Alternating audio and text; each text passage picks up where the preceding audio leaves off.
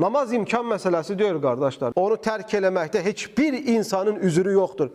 Heç bir, sadəcə dəlilərin üzrü var. Hansı insanlar redyanıdır, dəlidir. Onlar qılmaya bilər. Hansı insan müsəlman olmadığını deyir, özləri bilər. Bir də ki, xəstə qadınlar.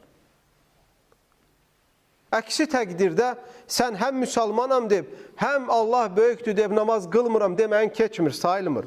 Qiyamət günü sənin heç bir bəhanən olmayacaq. Rasulullah sallallahu aleyhi və səlləm deyir, ayaq üstə namaz qıl, ayaq üstə bacarmırsan, oturla qıl. Oturla bacarmırsan, uzana qıl. Uzana bacarmırsan, yan tərəfinə qıl.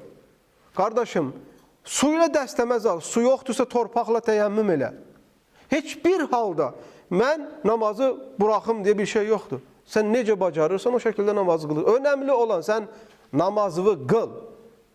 Kəlmə şəhadətdən sonra, La iləhə illallah Muhammedur Rasulullah kəlməsindən sonra sənin müsəlman olduğunu ispat edən namazdır. Peyğəmbər s.ə.v bir kişi ilə küfür, şirk arasında nədir olan?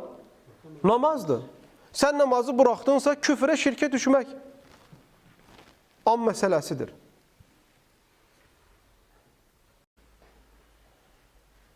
Ya insanlar var, gündə neçə dəfə tualetə girməyə üzürlü sayın.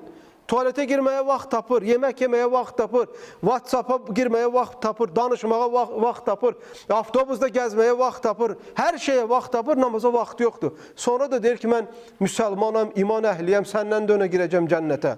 Xeyr, elə şey yoxdur. Cənnət bədava deyil, müftə deyil cənnət.